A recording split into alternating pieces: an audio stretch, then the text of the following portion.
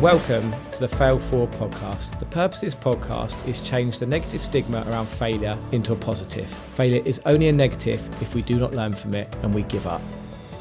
Welcome back to the Fail Forward podcast. So today I'm going to be talking about the Tree Surgery Mastermind group that I run. The reason why I want to talk about this is because I know from being at the APF Show last weekend, which will be a few weeks ago now when this episode goes out, that quite a few people don't understand in the industry what a mastermind is and what I do and the purpose of what I'm doing. So I just wanted to put out an episode just to talk around what the Tree Surgery Mastermind is, why I do it, and everything else to do with it. So the Tree Surgery Mastermind it's a group mentoring. It's a mastermind not because I believe my mind's the mastermind. It's because I facilitate a group of tree surgeons. We all meet on a regular basis, on a monthly basis, and it's everyone's input. So on the mastermind, we have people that have been doing it a year, and we've got other people that have been doing it 15 years, plus I've been in the industry 18 years. And it's a place where it offers advice, support, community, and accountability. And as you guys have probably listened in the previous episodes, my talks about mentors and masterminds, I believe that the more you learn, the more you earn, and the more that you invest in yourself, the more you'll overcome the daily challenges of running a tree surgery business. Now, if you're listening to this and you're thinking, well, I don't run a tree surgery business, then this is where whatever industry that you're in, a business you're running or thinking about running, there will be people doing masterminds. And the reason why I love masterminds specifically, and actually me and Andy were talking about this morning from Pulse 8 Media, is that it's actually been part of the mastermind, and actually the input you also put in. It's not everything that you receive, and there's something that certainly makes me tick about when I'm trying to help people. Like serving and helping people gives me a buzz, and I think that is a natural buzz that a lot of people get when they help someone out. It makes you feel good, and that's kind of the way the mastermind makes people feel. You get the advice, you get the accountability, you get the support, you get the community, but also you get the sense of you're part of something and you're helping other people as well. So what we talk about, or what I generally talk about, is the 4 pillars, and you've probably heard me talk about this a lot. But I do webinars quite regularly, and we talk about numbers. And in numbers, I show people how they can cash flow forecast, they can do profit and loss, how they can do their marketing numbers, they can check teams' productivities, so you can calculate decisions, your bottom line, what your teams cost, what your balance sheet is. And the reason why numbers is always the number one thing is because we have 2 parts of our mind. We actually have many parts of our brain, but the main 2 parts of our brain that make us function and do the decision making are our thinking part of our brain and our emotional part of our brain. Now, Chip and Dan Heath talk about this a lot in a book they created called Change, and they use your thinking part to explain it as you're a rider, and your emotional part as the elephant. So the elephant is going to go whatever way he wants, and the rider is there to influence him to go the way the rider wants. Because if you imagine our emotions, when you're feeling emotional, your emotions make most decisions in your life. So when you're feeling upset, you want to go and eat that tub of ice cream. When you're feeling stressed, you want to go and smoke that fag, or you want to go for a drink. It's our emotions that lead us forward. So what we need to do with our thinking part of our brain is give it the right information, lead it to the right information to be able to make the right decisions. And that's where the numbers side of things come in. If we're feeding our brains with the right information, so we know our cash flow for the next 6 months and we know our profit, then we know we can make the right decisions. Because if you're making decisions in business when you're anxious, you're upset, you're tired, hungover, emotional, depressed, stressed, then you're going to be making decisions based on your emotions, and that might be leading you. Your elephant might be leading you into the wrong place. Whereas if you're feeding it all the right numbers, then you can make decisions. Like, prime example, I was talking to one of my mentees this week, and he openly admitted that, yes, he probably does make those emotional decisions. He's bought a big, large piece of kit because it was probably led by an emotion on that day. And actually, they hadn't cash flowed for that at all. And now they're in a difficulty of cash flow. For example, this year in our tree surgery business, in April, May, we had a contract end, and for a couple of months, we were really quiet. We still had just enough work to keep our 5 teams running, but we were very, very quiet. And I could actually cash flow 6 months in front of me, and I could actually see in July that we were going to be at a place where cash was going to be tight. And we actually have a tractor that we had for a contract that we had years ago that we've only used kind of a few times a year. And I thought, right, I need to sell that. So I put it up for sale, spoke to a local dealer, and I thought it was worth about 40 or 50,000 pounds. The local dealer offered me 25 grand. And I was like, no way. But because I'd forecasted into the future, I had seen this happening, and this is April by the time I'm selling it, so I didn't need to make any rash decisions. I actually in the end got 40 something thousand for it, 42,000 for it, got a good price for it. But if I hadn't been cash flowing into the future, I would have got to July when the money was tight and gone, shit, I need money. And I might have had to take that low offer from that dealer at that point and lost money. And that's why I always talk about numbers being the most important thing. We are always wanting to drive our elephant the right way, our emotions the right way, and we can do that with the numbers. The second pillar I talk about in the mastermind is sales and marketing. We talk about knowing your ideal client. We know about talking about building a strategy, talking about having a website, SEO, M.S.H, which means make shit happen, going out, calling people, going and getting work, having email marketing, contacting current clients that you have. And we talk about all this in the sales and marketing. The third pillar is systems, and we talk around systemization, processes, check sheets, automation. You know, systemization is the glue that keeps your business running. If you can automate a lot of your business, it's going to save you time, it's going to make you more efficient, it's going to give your customers a better experience.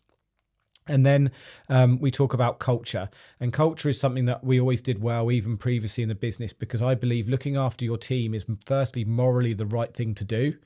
And secondly, actually, when I started looking after my team, what actually came back from looking after my team is that your team turn up more. They turn up, they're more committed, they look after the customers. They are generally, you don't have to do customer service training with them because you give a fuck about them, you care about them, and you care about what happens to them. So we have a good company culture, and not only do we look after our staff, we've put it into a document, and we have a vision of where we want to be, and the vision is always something bigger than the company is right now. So when people come in, for example, we want to be one of the top 100 companies to work for in the country. Now, people coming to work for us go, cool, that'd be really cool thing to do and be part of.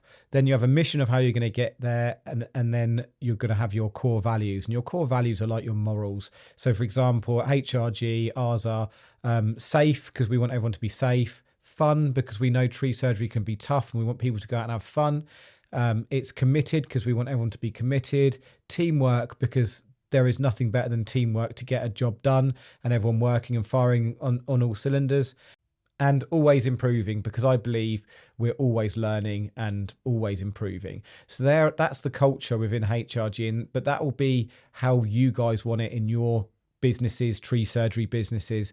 So I talk about the 4 pillars in my webinars and a lot, and we go deeper dives into them. So if anybody is interested, please go onto my website. It's www.tsbauk.co.uk, and you can register. Also, I'll put the link in the description of this video or podcast. So next, once we talk about the 4 pillars, we implement these into your business through the mastermind. Now, some people that come in on the mastermind, they might be in year 1, and the people that are generally year 1, year 2, year 3, we're talking about building up your leads and quotes coming in. So quite often we're working on the sales and marketing, and we're working on how to get you more clients. Generally, it's more commercial clients. My niche really is finding more commercial clients. I've done lots of domestic work in the past, but I believe to grow a decent size our business, and when I mean decent size, just to give clarity, I'm not talking about having 100 guys. I'm not talking about 50 guys. Actually, the best money we made as a tree surgery business was when we had 3 teams. And that was a good size. So I don't tell everybody they have to go to the moon to be able to create a sustainable life, and they have to have these huge companies to actually earn good money. Because when I had 47 staff and we had 13 teams go out, I earned the least amount of money I'd ever earned. So actually 3 teams, we were doing numbers more than having 47 staff. We currently have 5 teams, and my aim is to get to 6 teams. So the business model we've got is 2 managers, an office person, and a sort of business development person, and having 6 teams, the numbers work on that. The reason why I'm telling this is because when you're thinking about where you want to be, you don't have to go big. And as I say, when people are coming in early on, and they're in year 1, year 2, year 3 on they're on the mastermind, generally I'm working on the pillars, numbers and sales and marketing. We're not even thinking about culture and systems at that point. We will be talking about it, but the main thing is we don't overwhelm people and give everyone all 4, because even I did a webinar last night and the guy said, wow, I feel overwhelmed now. And it's like, yes, that is overwhelming, but that's where the mastermind comes in, because we give it to you in the bite-sized chunks that will get you to get traction in your business, and you can work through it and keep building these into your business. The first few years you'll be working on sales and marketing, getting yourself to a point where you've got 3 teams out, or 4 teams, or 5 teams, and then after that you then start working on the systems and you work on the culture. We're always working on the numbers because the numbers are important. So the first things we'll be doing is getting you to implement things like cash flow forecasting, especially when moving across to commercial clients, because they don't pay as well, and knowing your profit and loss and being really key. Like, for example, one of my mentees said to me yesterday, I get my profit and loss every 3 months. And I was like, that's got to stop. You need to have your profit and loss every month. Our accountant and bookkeeper gets it to us by the 15th of the next month from the previous month. So, if it's August, we'll get it by September the 15th. So it's really important to be thinking about those things. And then, the guys that have been on it, running businesses for 14 years, 10 years, we're now working more of them with systems. I've got one guy who's, wants to sell his company in the future. So we're working with him on how to build his company so it doesn't have him in it and he can exit out of his business. I've just saved another guy with restructuring his business $500,000 in the next 2 years. So there's different stages of the mastermind that we're working on these different pillars with people. And that's why I always tell people the pillars, because it gives you an understanding of where we're going to be working and what we need to work on to get you to where you want to get to.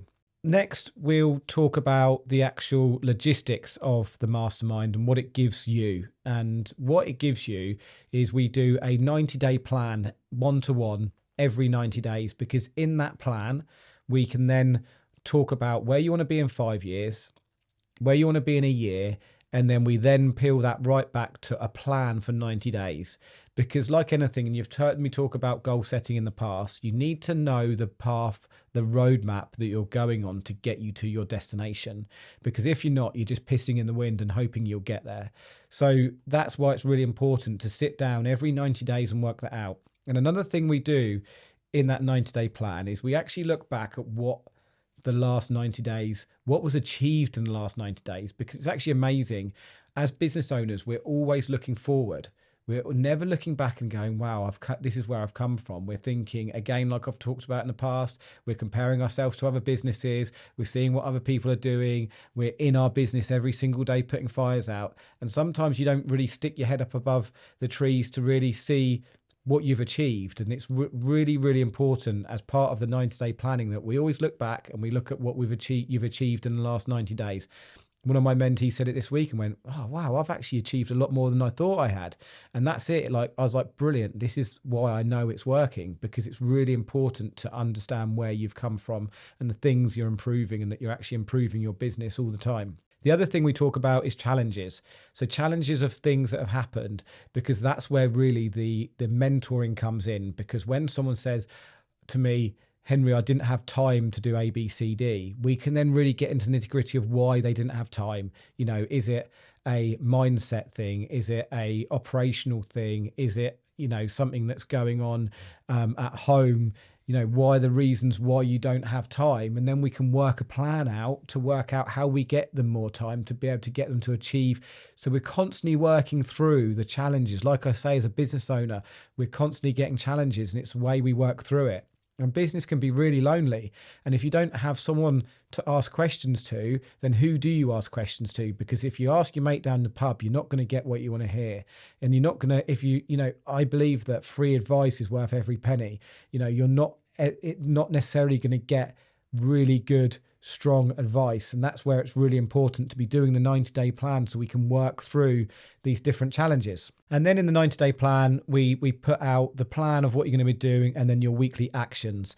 And then from there, once you've got your plan, we then we have a weekly Q&A, which is on a closed Facebook group. And the reason why I do it as a live is people, you all email in your questions, and then that live can be watched as many times as you want, and it can be watched over and over again. So you don't have to be physically there for the live, but it just means you can ask questions, and also everybody else gets to hear the different questions and answers.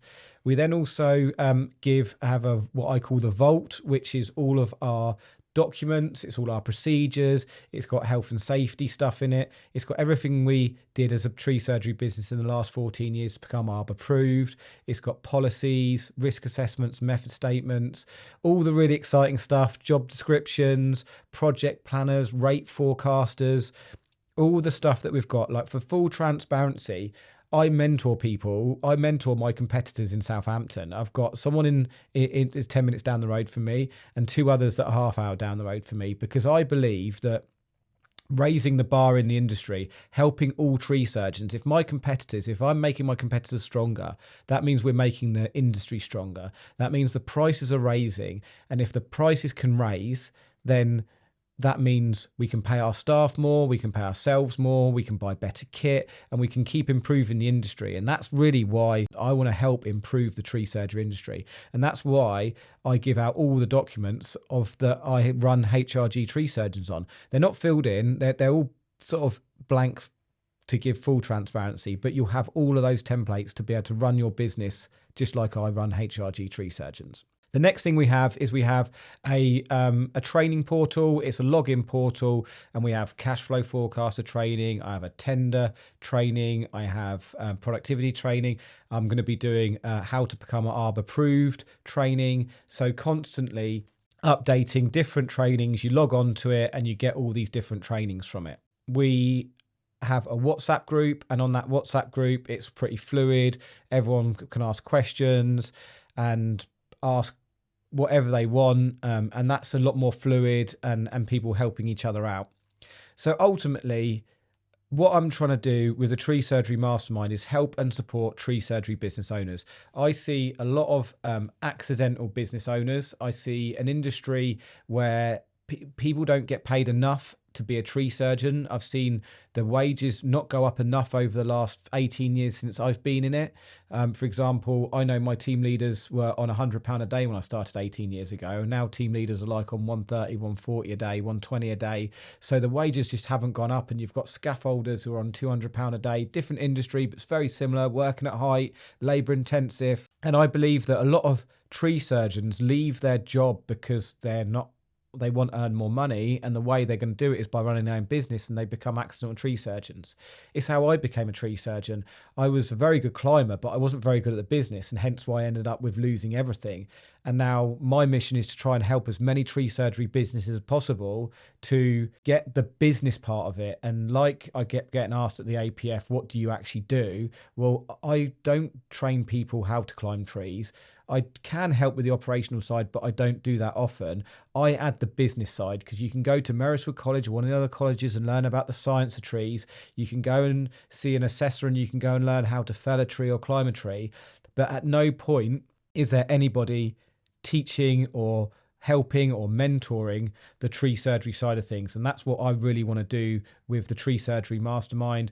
I'm going to grow it. I'm actually on a mastermind for masterminds, so I'm constantly trying to evolve it. It will move and it will get bigger and it will get better. The more people I have on it, the more we can raise the bar on the industry. The more people I have on it, the more money I can put back into building and bringing more specialists into the mastermind, so people get more value and more engagement from it. So ultimately, what I'm trying to do, like I said earlier, is I'm trying to raise the bar. And if I can reach every tree surgery business in the country, and even if they just listen to my podcast and go on my webinars and they learn these different fundamental things and it raises the bar in the industry, then that is going to make the whole industry, the place that I love the tree surgery industry. And I get fed up of seeing people moaning about it, saying there's not enough money and there's a race to the bottom with contracts, which I know happens. But the more we realize we don't have to have a race to the bottom, we can structure our businesses in a way that we don't have to work 12 to 14-hour days in, that we're not breaking our backs every day, and that we can run sustainable tree surgery businesses. And then that's going to improve the industry no end. So if anybody would like to be part of the mastermind, or anybody would like to join one of my webinars, I also do a free try before you buy session where you can come on and you can we have about 6 or 7 of us on Zoom, and we do it in the evening, and you can see how it works and you can get to know me more and ask me different questions. Then my website is tsbauk.co.uk.